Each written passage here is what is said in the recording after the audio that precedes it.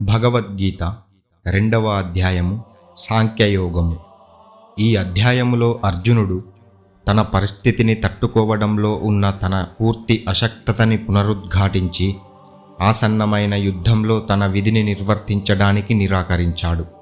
ఆ తర్వాత శ్రీకృష్ణుడిని తన ఆధ్యాత్మిక గురువుగా ఉండమని పద్ధతి ప్రకారముగా మర్యాదపూర్వకముగా ప్రాధేయపడి తను ఉన్న ఈ పరిస్థితిలో ఏమి చెయ్యాలో తనకు దిశానిర్దేశము చేయమని శ్రీకృష్ణుడిని బ్రతిమిలాడాడు.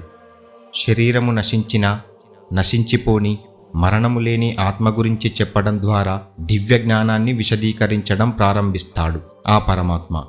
ఒక మనిషి పాత బట్టలు తీసివేసి కొత్త బట్టలు ఎలాగైతే వేసుకుంటాడో, ఆత్మ అనేది కేవలం ఒక జీవితకాలం నుండి ఇంకో జీవితకాలానికి శరీరాలను మార్చుకుంటుంది. ఆ తరువాత శ్రీకృష్ణుడు సామాజిక బాధ్యతల గురించి ప్రస్తావిస్తాడు. ధర్మాన్ని పరిరక్షించడానికి యుద్ధం చేయవలసిన తన క్షత్రియ బాధ్యతలను అర్జునుడికి గుర్తు చేస్తాడు. సామాజిక బాధ్యతని నిర్వర్తించడం ఒక పవిత్ర ధర్మమని, అది ఉత్తమ గతుల వైపు దారి చూపుతుందని, అదే సమయంలో కర్తవ్య ఉల్లంఘన వలన అవమానము, తలవంపు, అపకీర్తి కలుగుతాయని చెబుతాడు. అర్జునుడి లౌకిక స్థాయి నుండి పైకి తీసిన శ్రీకృష్ణుడు తదుపరి కర్మశాస్త్రాన్ని లోతుగా విశదీకరిస్తాడు. కర్మఫలాలపై అనురక్తి పెంచుకోకుండా కర్మలను ఆచరించమని అర్జునుడికి సూచిస్తాడు. ప్రతిఫలాన్ని ఆశించకుండా కర్మలని ఆచరించడాన్ని బుద్ధియోగము అన్నాడు. బుద్ధిని ఉపయోగించి మనము కర్మఫలకాంక్షని నిగ్రహించాలి. ఇలాంటి దృక్పథంతో పనిచేస్తే బంధాన్ని కలిగించే కర్మలే బంధనాశక కర్మలుగా మారిపోయి అర్జునుడు దుఃఖరహిత స్థితిని చేరుకుంటాడు. దివ్యజ్ఞానంలో ఉన్న వారి లక్షణాల గురించి అర్జునుడు అడుగుతాడు. దానికి జవాబుగా శ్రీకృష్ణుడు ఆధ్యాత్మిక జ్ఞానంలో ఉన్నవారు మోహము, భయము, కోపములకు అతీతంగా ఎలా ఉంటారో విశదీకరించాడు. వారు సుఖదుఖాలను సమానంగా స్వీకరిస్తూ అన్ని పరిస్థితులలో ప్రశాంతంగా ఉంటారు. వారి ఇంద్రియములు నిగ్రహించబడి ఉంటాయి. వారి మనస్సు ఎల్లప్పుడూ భగవంతునిలో లీలమై ఉంటుంది. మానసిక క్లేశములైన కామము, క్రోధము, లోభములు ఎలా ఎదుగుతాయో, వాటిని ఎలా నిర్మూలించుకోవచ్చో దశల వారీగా శ్రీకృష్ణుడు విశదీకరిస్తాడు. సాంఖ్యయోగము ప్రారంభము. సంజయుడు పలికెను. జాలి నిండిన వాడై శోకతప్త హృదయంతో కంటి నిండా నీరు నిండిపోయున్న అర్జునుడిని చూసిన శ్రీకృష్ణుడు ఈ విధముగా పలికెను. శ్రీ భగవానుడు ఇట్లనెను. ప్రియమైన అర్జున, ఇలాంటి క్లిష్ట సమయంలో ఈ చిత్తభ్రాంతి ఎట్లా దాపురించింది? ఇది గౌరవనీయ వ్యక్తికి తగదు. ఇది ఉత్తమ గతులకు దారితీసేది కాకపోగా అపకీర్తి పాలు చేస్తుంది. ఓ పార్థ, ఈ యొక్క పిరికితనమునకు లొంగిపోవటం నీకు తగదు. ఈ నీచమైన హృదయ దౌర్బల్యం విడిచిపెట్టి యుద్ధానికి లెమ్ము, ఓ శత్రువులను జయించేవాడా. అర్జునుడు ఇలా అన్నాడు. ఓ మధుసూదన, పూజ్యులైన భీష్ముడు, ద్రోణాచార్యుడు వంటి వారి మీద యుద్ధంలో నేను బాణాలు ఎలా విడువగలను? ఓ శత్రువులను నాశనం చేసేవాడా, నా గురువులైన ఈ పెద్దలను సంహరించి ఈ భోగాలని అనుభవించడం కంటే యాచకుడిగా బ్రతకటం మేలు. వీరిని చంపితే మనము అనుభవించే ఈ సంపద, భోగాలు రక్తంతో కలంకితమై ఉంటాయి. ఈ యుద్ధం యొక్క ఎలాంటి ఫలితం మనకు మేలైనదో కూడా తెలియదు. వాళ్లను జయించడమా లేదా వారిచే జయింపబడటమా? వారిని చంపిన తర్వాత కూడా మనకు జీవించాలని అనిపించదు. అయినా వారు ధృతరాష్ట్రుని పక్షంలో చేరి మన ఎదురుగా యుద్ధభూమిలో నిలిచి ఉన్నారు. నా కర్తవ్యం ఏమిటో నాకు తెలియడం లేదు. మరియు ఆందోళన, పిరికితనము నన్ను ఆవహించాయి. నేను నీ శిష్యుడను, నీకు శరణాగతుడను. నాకు నిజముగా ఏది శ్రేయస్కరమో దానిని ఉపదేశించుము. నా ఇంద్రియములను శుష్కింపజేసే ఈ శోకమును పోగొట్టే ఉపాయమేదీ తోచడం లేదు. నేను ఈ భూమిపై సుసంపన్నమైన ఎదురులేని రాజ్యాన్ని గెలిచిన, దేవతల వంటి ఆధిపత్యము పొందిన ఈ శోకమును తొలగించుకోలేను. సంజయుడు పలికెను. ఈ విధంగా అన్న గుడాకేశుడు, శత్రువులను శిక్షించేవాడు, హృషికేశునితో గోవిందా, నేను యుద్ధం చేయను అంటూ మౌనంగా ఉండిపోయాడు. ఓ ధృతరాష్ట్ర, ఆ తరువాత ఇరుసేనల మధ్యలో శోకసంతప్తుడైన అర్జునుడితో శ్రీకృష్ణుడు మందహాసంతో ఇట్లా పలికెను. భగవంతుడు ఇలా అన్నాడు.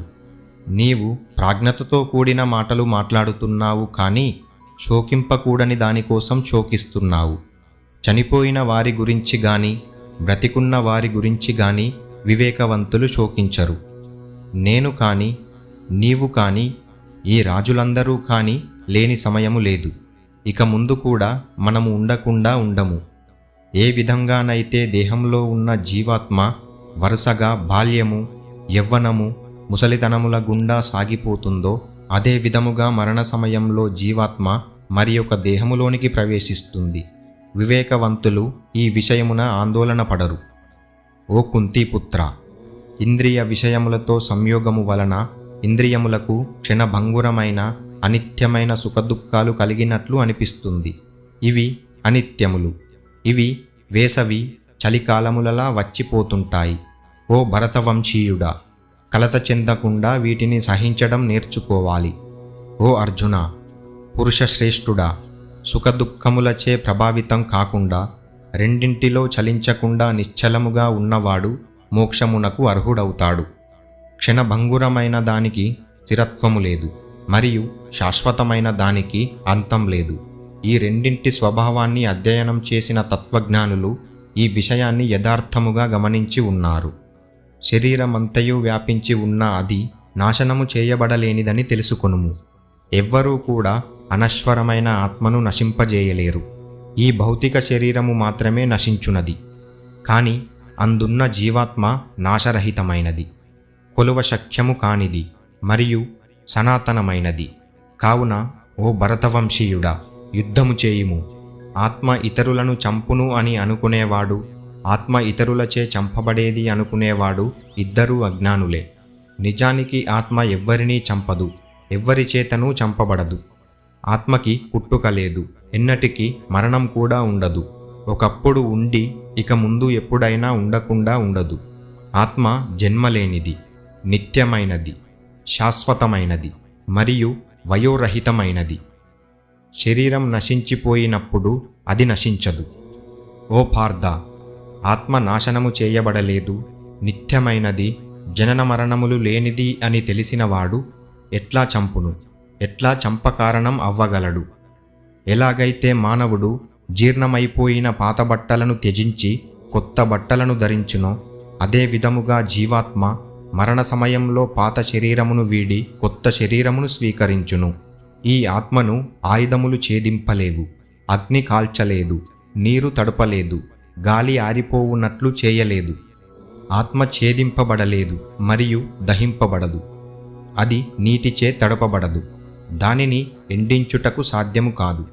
అది నిత్యము, సర్వవ్యాపి, మార్చలేనిది, పరివర్తన లేనిది మరియు సనాతనమైనది.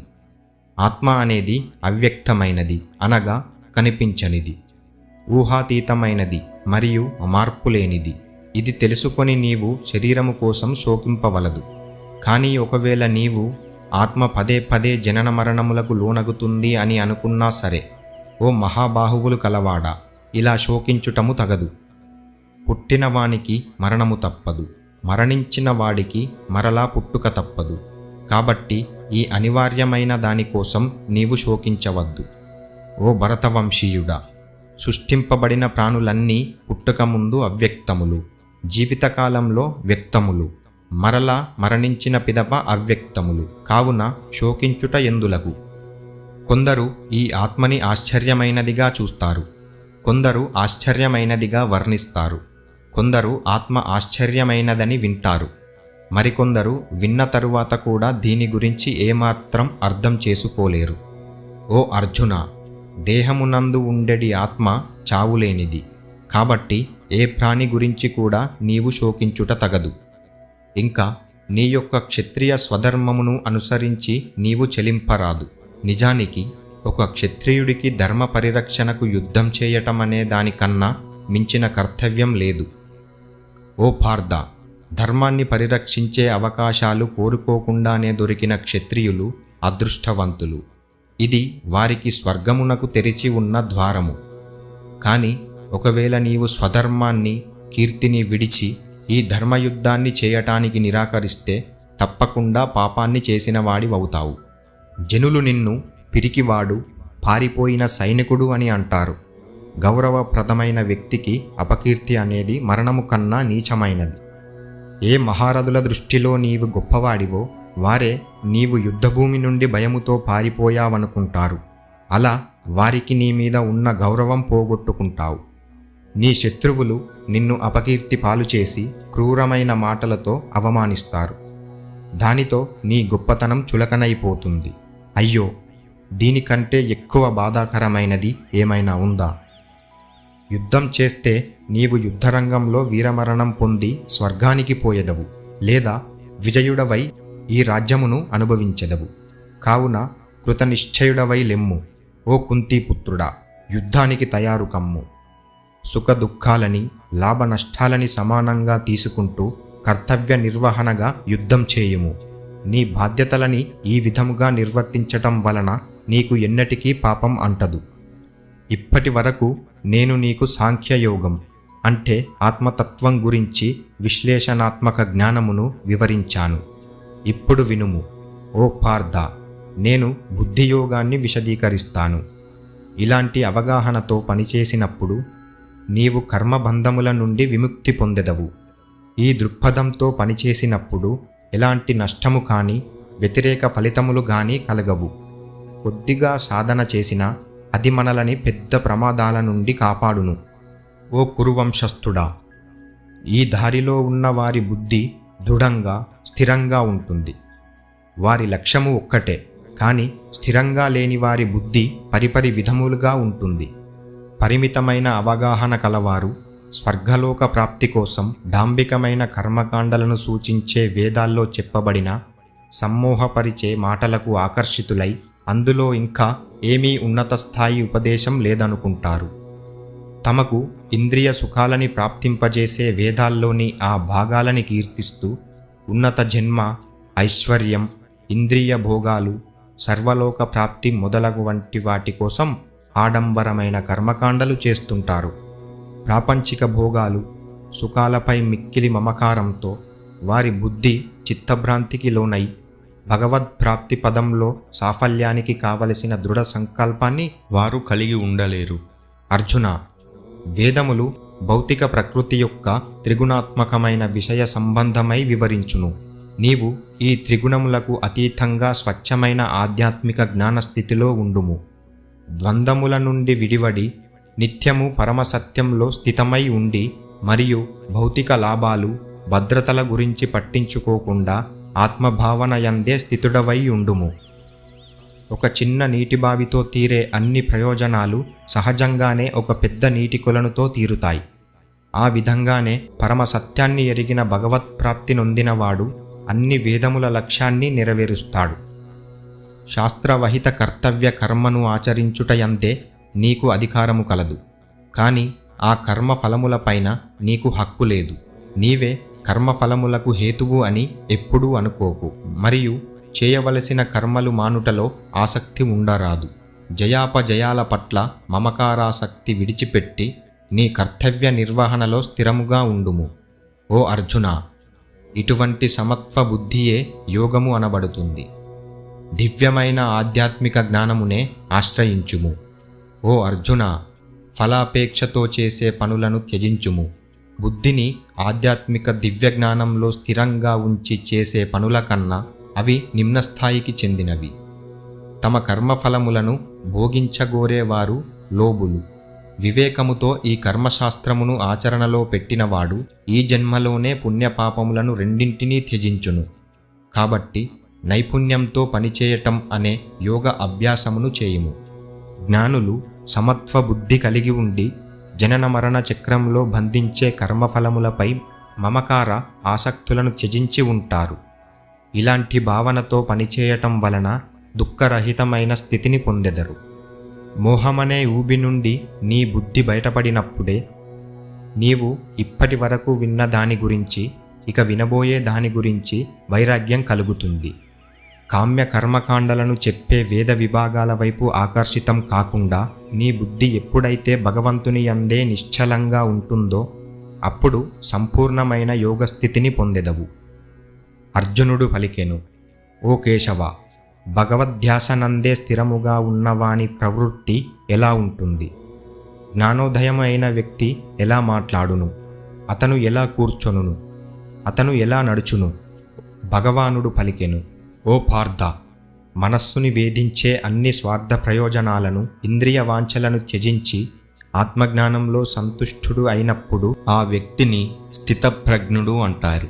దుఃఖముల నడుమ కూడా కలత చెందని వాడు, సుఖముల కోసం ప్రాకులాడని వాడు, మమకారము, భయము, క్రోధము విడిచిన వాడిని స్థితప్రజ్ఞుడైన ముని అని అంటారు.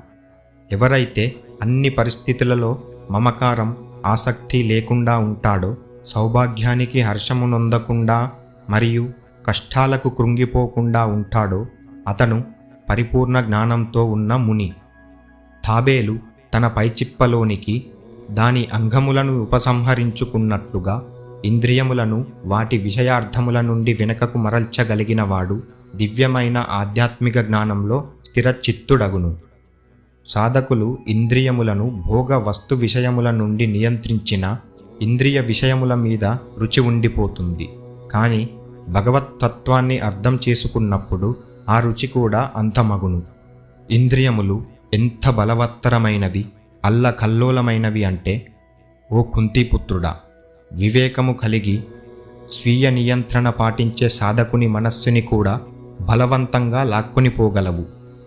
ఎవరైతే తమ ఇంద్రియములను వశమునందు ఉంచుకొని మనస్సుని నాయందే ఎల్లప్పుడూ లగ్నం చేయుదురో వారు సంపూర్ణ జ్ఞానంలో స్థితులై ఉన్నట్లు. ఇంద్రియ విషయములపైన చింతన చేయటం వలన వాటి మీద మమకారాసక్తి పెరుగుతుంది. ఈ ఆసక్తి కోరికలను కలగజేస్తుంది. ఆ కోరికల నుండే క్రోధం ఉత్పన్నమవుతుంది. కోపం అనేది విచక్షణ రాహిత్యానికి దారితీస్తుంది. అది స్మృతిభ్రమని కలగచేస్తుంది. స్మృతిభ్రమ కలిగినప్పుడు బుద్ధి నశిస్తుంది. బుద్ధి నశించినప్పుడు మనుష్యుడు పతనమవుతాడు. ఇంద్రియ విషయ వస్తువులను వాడేటప్పుడు కూడా మనస్సుని నియంత్రించిన వాడై మమకార ద్వేష రహితంగా ఉన్నవాడు భగవంతుని కృపకు పాత్రుడగును.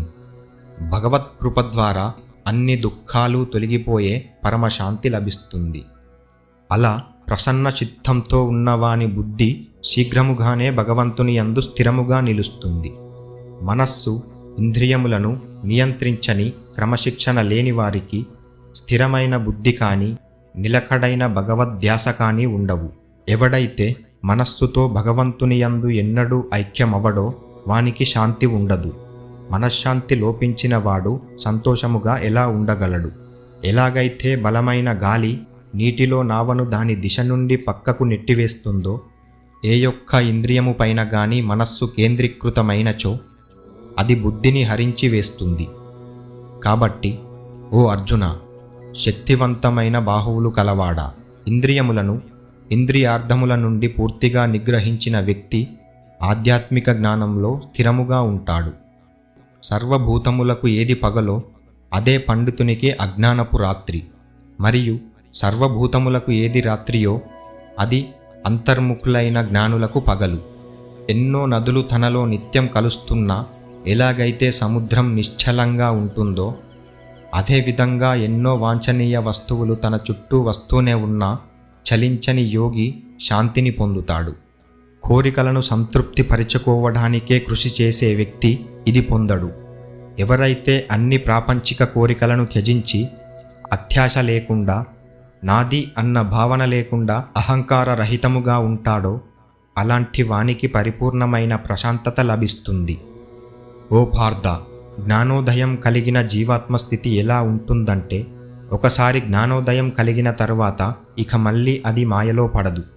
మరణ సమయంలో కూడా ఈ వివేకంతో స్థిరంగా ఉన్న ఇటువంటి వ్యక్తి జనన మరణ చక్రం నుండి విముక్తి పొంది ఆ భగవంతుని దివ్యధామానికి చేరుకుంటాడు.